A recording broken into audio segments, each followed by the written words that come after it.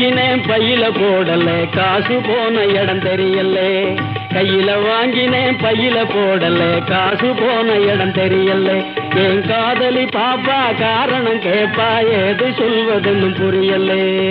ஏழைக்கு காலம் சரியில்லை கையில வாங்கினேன் பையில போடல காசு போன இடம் தெரியல